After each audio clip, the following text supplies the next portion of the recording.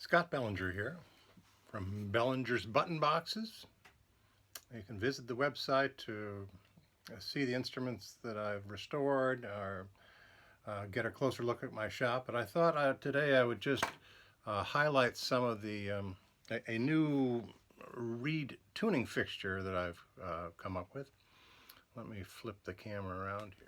So starting with probably the most custom, this is a Helicon base tuning fixture here, very large.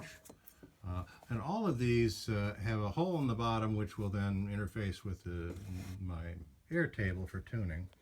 Here's some fairly specialized. These are made, I've got a series of about 6 of these for these challenging long plates, where instead of individual reeds on individual reed plates, they come in these long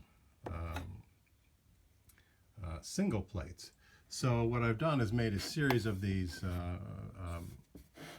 tuning fixtures where this one will say cover 2 or 3 or 4 of the medium large reeds, where this one will cover these. And basically what I'm doing is that little chamber there will isolate a single reed so that you can sound that reed and tune it, whatever you need to do, individually, and then you can move to the next one and do that. Final tuning, as many already know, but needs to be done in situ, meaning that you put the reeds back onto the reed blocks and into the instrument itself. So all these up here are fixtures which will then be able to interface with an entire half of the accordion, and that then gets placed onto my tuning table here for final tuning. Anyway, these are individual, these are tuning fixtures used when you've got reeds with some issues, some trouble. Either they're buzzing or they're not sounding at all. So these are sort of my bread and butter ones, and these are just graded by width of the reed plate. This is 15 millimeter. For the really small Hohner Preciosas, here's a couple of those. Wonderful little instruments, but they have smaller than normal reeds. This is probably the most common, or somewhere, here's my 16. There's 17 millimeter, 18 millimeter, 20. And here's the largest Hohner reeds, which is about 25 millimeter width. All of them have adjustable length. They can handle a different length of reed plates. So, but really we're here to discuss this. This is my latest creation, which is a composite. It actually has a 3D printed body. So this is sort of modern technology where the body itself is made on a printer. It prints plastic, but I've printed it with features that then I add just standard manufactured parts. Like this is a flashlight body with a on-off switch on the end. I have machined some parts here. Let me switch to a different camera, I think. So here I can show the entire thing. So this is a 3D printed body, so all these features are actually just printed right into it. It's got this groove for the sliding clamp mechanism. I printed right in here that this is the width of this fixture, 16.2 millimeters. And then on the bottom I have an access plate for the chip on board LED backlight, which is one of the features of this thing. There's the backlight on and off. So basically it has a standard flashlight. I took the normal head off of that, wired it up to a flat LED, and now this is spring loaded and can be used then for finding and troubleshooting sticking or buzzing reeds. Here's the spring-loaded clamp. I don't know if you can see, but both the left and right brass holder edges have a backward angle to them, so that they grip the reed plate at the very top and also are pushing it down at the same time. Particularly important, I think, in the front is, and you can see I've got this eccentric cam that's raising up and lowering that front thing so you can get it exactly flush or just slightly above the reed plate. Let me put one in place here. Whoops, I just wrecked the valve on that. That's all right. So here you can see,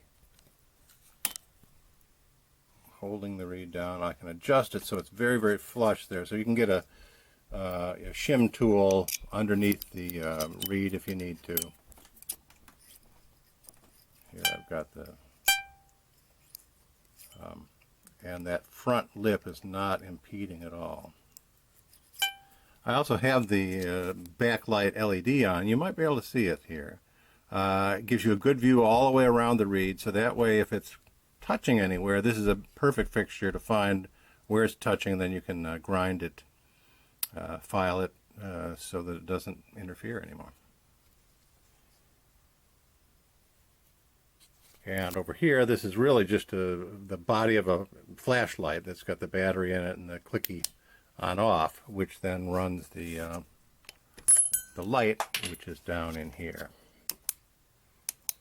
So it has this beautiful backlight, so everything else around is dark, allows me to very clearly see the reed in full silhouette, then allowing diagnosing and fixing reed rubbing or reed sticking errors.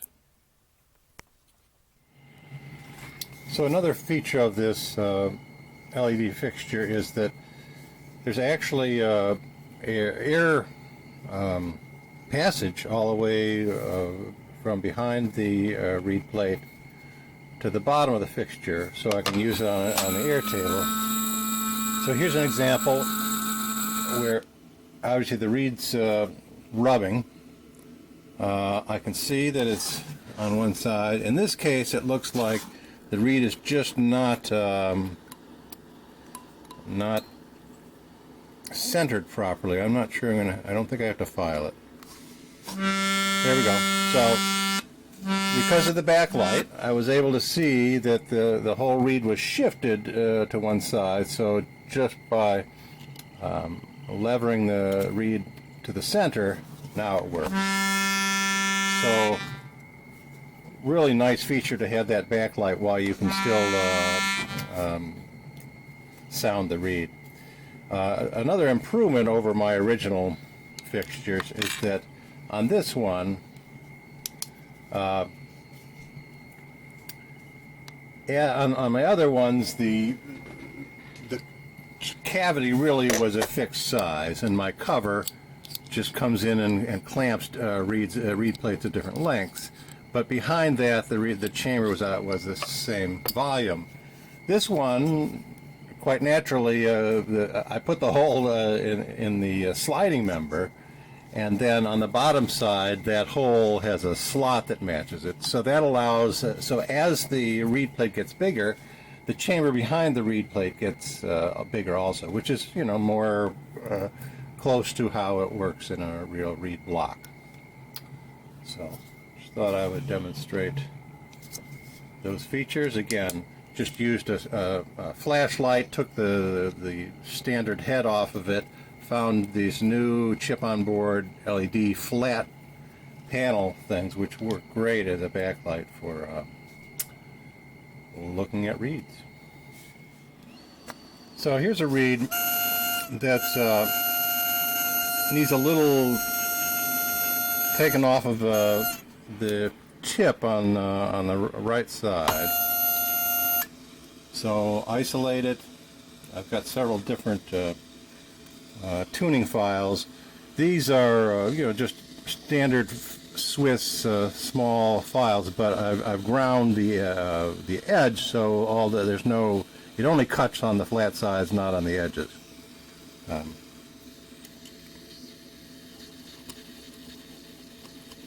So it looks like it's very close, just needs a little taken off of that one corner. There it is.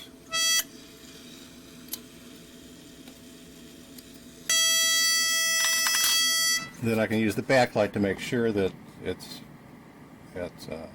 working properly. So again, in this case, the fixture is used to find and then remedy a rubbing read problem.